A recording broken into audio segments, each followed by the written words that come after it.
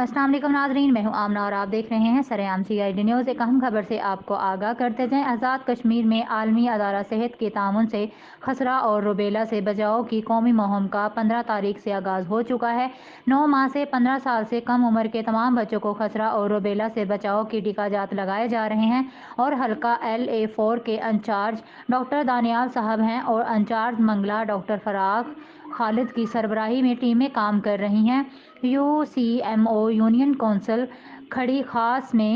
اورنگزیب وقار الحق اور عاصم اقبال کی قیادت میں اور لیڈیز ہیلتھ ورکر میں زیتوان اختر، نادیہ رقیب، نائلہ رشید، ثنا کائنات وغیرہ نے مختلف گاؤں اور سکولوں میں جا کر اپنی خدمات سر انجام دیں اور خصوصی طور پر علاقے میں مختلف مقامات جس میں مسلم لیگ نون کے مرکزی رہنما شیخ اسرار چودھری گوہر فضل، چیف آرگنائزر ضلع میرپور ارائیں کونسل پاکستان اور نادیہ ہیلتھ ہاؤس کی رہائش گاہ پر بچوں کو ٹیکہ جات لگائے گئے۔